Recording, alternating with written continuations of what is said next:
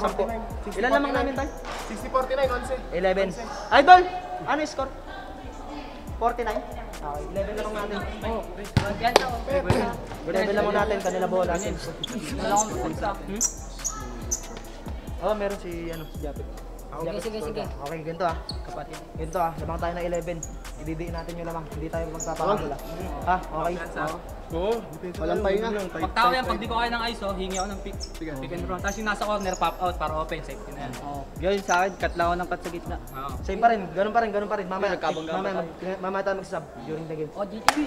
Tara, Ito na yung totoo, ito na yung legit. 1, 2, 3 Tigers! 1, 2, 3, GTV 1, 2, 3! GTV! Mamaya, ikaw nagbilang! Sasapakin kita eh!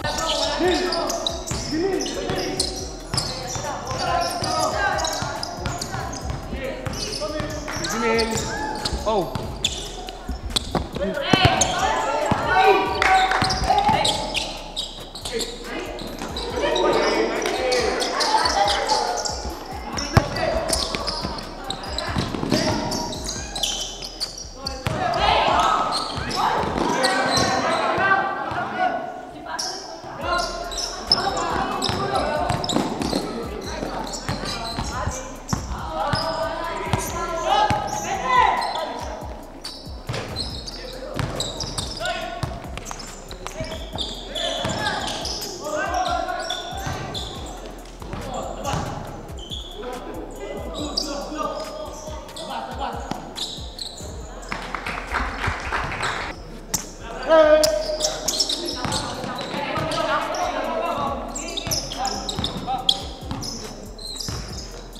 Gamit pa kayo!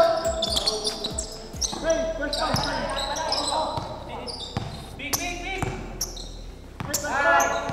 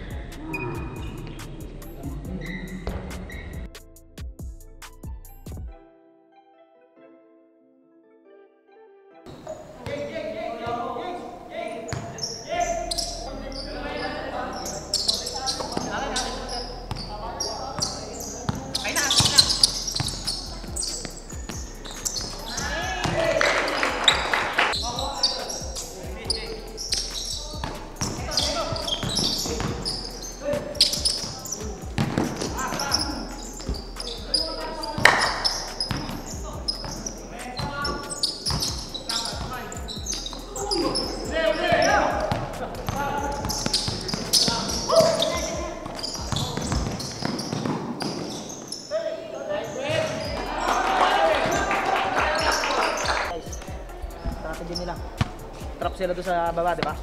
Pag trap nila, ma-time kayong umatake kasi maluwag eh. Pero pag atake nyo, sumisikip sila.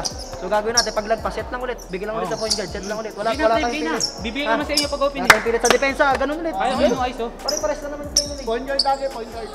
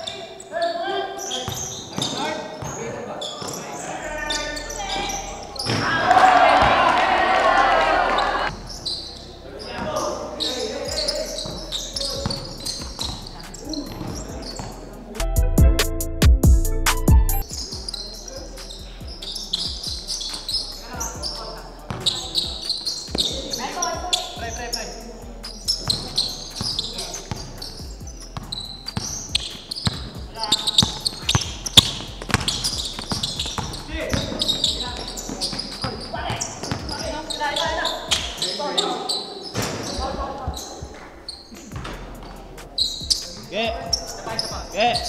Score. 72-73.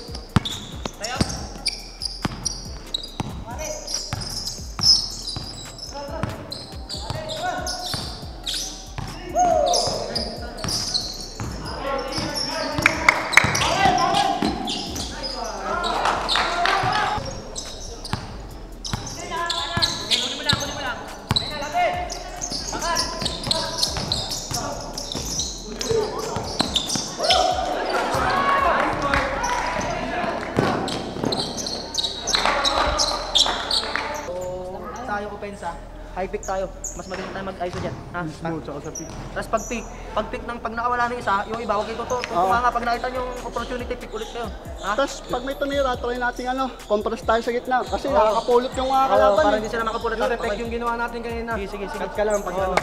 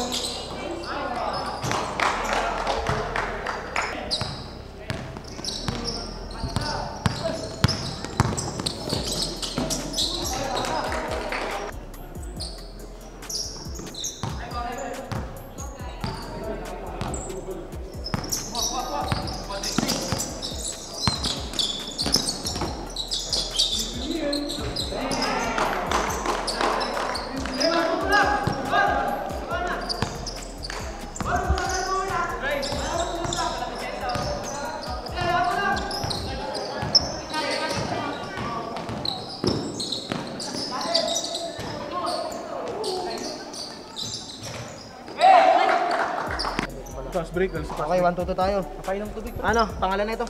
Nasa si Louie. Louie, sir. Yes, sir. Louie, wag mo na sa contract mo din eh. Wag mo kunin sa malayo. Abangan mo na dito. Abangan mo na. Pero wag masyado sa 3 points. Ngayon paglapit ba nakalagpas kay Louie. Wag mo kunin dali drop pass lang 'yun.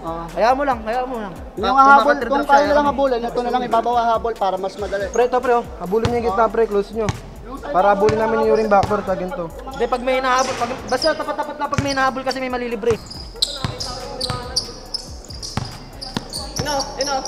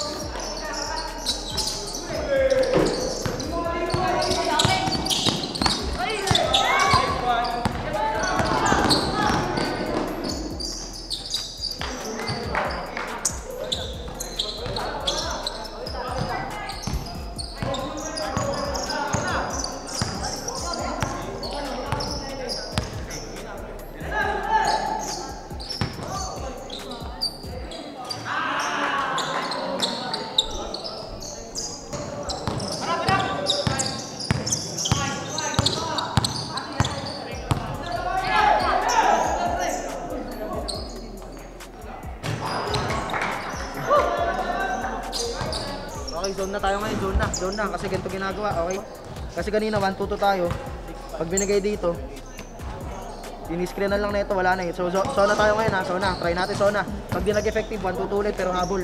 Okay, zona tayo. Malaking zona na lang tayo, coach. Oh, malaking zona. Maluwag na zona. Ano? Yeah, hanggang 120 lang yun, di ba? Oh, alis ko na ta. 100. 109 na. Pag ano, pre, pag ganyan natin kayo ng ano, tao tayo mamaya. Pwede pumaul, ha? Pwede pumaul.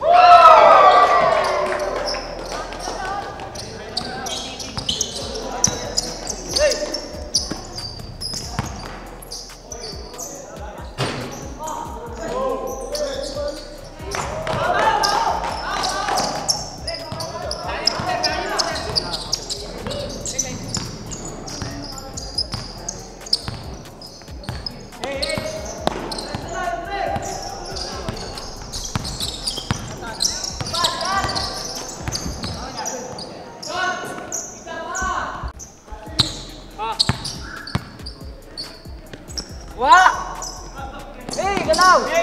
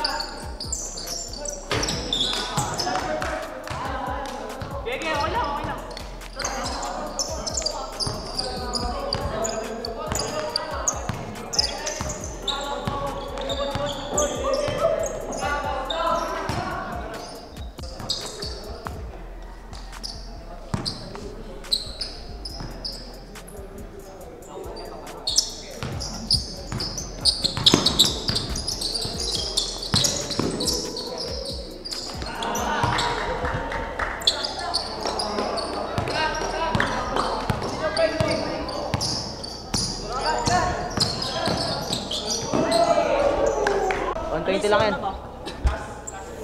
Last na sila. Okay, last na sila guys ha. Kaya nyo pa ba? Kaya mo naman. Dikit tayo. Last na sila, last na. Ha, dikit tayo. Basta yun lang.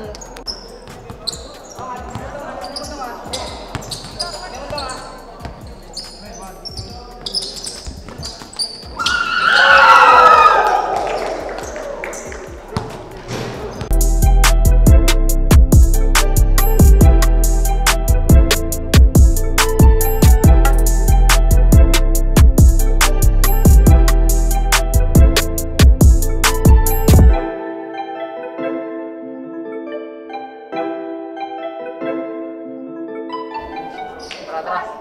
So yun, good job sa inyo, good job. Pakapalin mo rin sarili.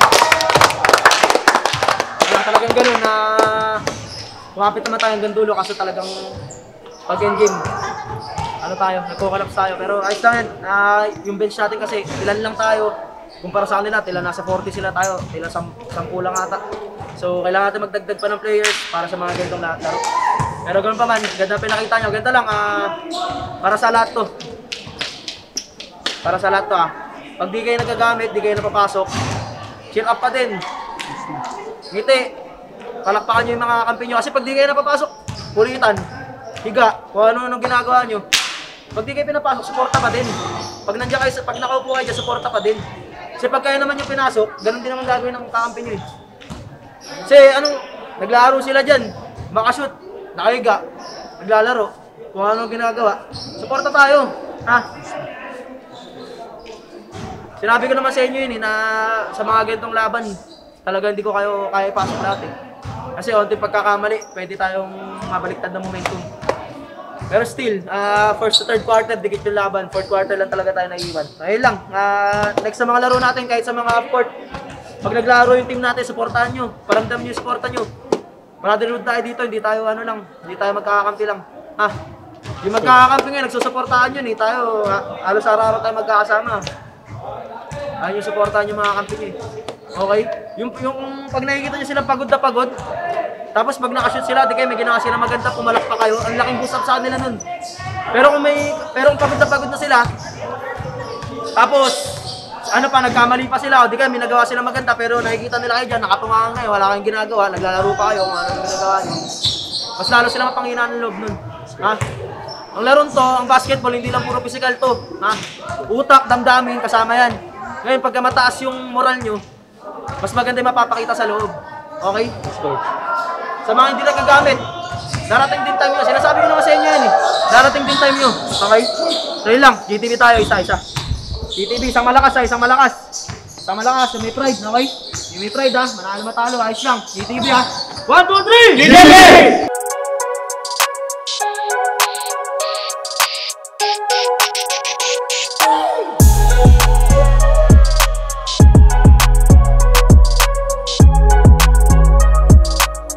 Shoutout po sa papa ko, birthday niya po ngayon. Thank you po.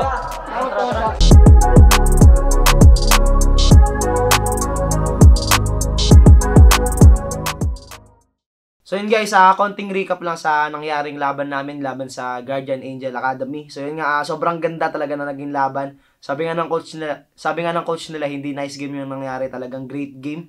At yun nga mga boss, talo ulit kami. Pero ako sobrang proud ko as a coach ng team namin kasi alam nyo yun, yung intro pa lang ng video namin, dinidiscuss ko na yung play ng kalaban. Tapos unang-unang possession ng kalaban, ganun agad yung ginawa nilang play. Alam nyo yun, parang na-upload pala yung ganun, no? Kasi talagang binigyan ko ng oras yung pag-aaral sa play nila, inaral ko na isang gabi yung play nila. So, yun, ayun yung naging resulta. Na-check namin yung ibang plays nila. Yung hindi lang namin na-check yung umiikot sa corner tapos titira sa tres. Doon talaga kami natalo. Biglang lumayo yung score, yung shooter nila. Sobrang init nung dulo. So, yun lang. Yun nga, yung score 116-110. Medyo nadagdagan nga sila ng 4, kaya nag-120. Pero ganun pa man, ayos lang yun. Move on na lang. Sobrang ganda naman ng naging game. Yun naman yung importante. It's either manalo ka or may natutunan ka. Never kang matatalo. Lagi kami matututunan sa mga pagkakabigo mo. So yun lang, sobrang ganda talaga ng naging laro. Kaso yung negative sides, yun nga, sobrang init ng naging laban. May mga hindi inaasahang pangyari. Tapos yung kalaban medyo talagang, yung ibang player nila may dirty tactics talaga. Alam naman nila yan na may mga nagawa silang madudumi. Tulad nung pagle-layup yung player ko, itutulak sa ere. Yayapusin, yung yayakapin talaga. Tapos yung pagtitira sa tres, bibirahin pa. Yung si Adi, ilang beses ginawa sa kanya yung titira. Pagka-release titira, ay bibigyan pa siya. So yun lang naman yung nakita ko negative sides. Pero it's all part of the game. Siguro minsan sumusobra lang. Pero okay lang yun dahil kasama sa laro yun. Eventually, habang nagmamature yung laro, syempre magmamature din yung mga nakalaban namin. Mga bata pa kasi yun guys. 16 years old, 17 years old, 18 years old, 19. Sobrang babata pa nila guys. So talagang ganyan, sakitan din talaga. Kasi parang hindi nakakontrol yung emosyon. Pero habang tumatagal, nagmamature ka, makakontrol mo yung emosyon mo. Ayun lang talaga naging negative sides. Medyo may mga dirty tactics. Ako actually, kaya ako pumayag na hanggang 120 score. Tapos may foul counted. Para mabigyan namin sila ng magandang scrimmage. Kasi sila mga varsity sila. So ang mga sasalihan nila, mga liga. So ako, as a coach, gusto kong tulungan yung coach nila na mabigyan ng pinakamalapit na senaryo pag naglaro na sila ng liga. So may foul counted, may ganun. So yun nga, yun lang naman yung naging negative kasi parang yung naging laro namin, parang pustahan. Yung pagtira mo, titirahin ka pa. Kasi sa liga, hindi naman pwede yun eh. Pwede ka matawagan ng flagrant nun or di kaya 3 free throws. So useless foul yung mga ganun yung pagtira, titirahin mo pa. Pagtira ng 3, bibirahin mo pa. Tapos pag layup, tutulak mo pa. Yun lang naman yung mga nakita ko negative sides. At yun, ganun pa man, sobrang ganda ng pinakita ng Guardian Angel Academy. Sobrang gagaling ng players sila. May play, may sentro, may point guard. Sobrang galing. Marami silang mga papahirapan na teams, guys. So, yun lang naman. After nalaro, all good tayo. Kamayan, kamustahan. Wala naman naging problema. Wala naging issue after ng laro. So, all goods tayo. Yun naman ang mahalaga eh. Sa loob ng court, sige, magkakalaban tayo. Pero paglabas ng court, magkakapatid tayo. So, yun lang mga boss. Maraming salamat sa panonood. Sana nag-enjoy kayo. See you next time. Bye-bye.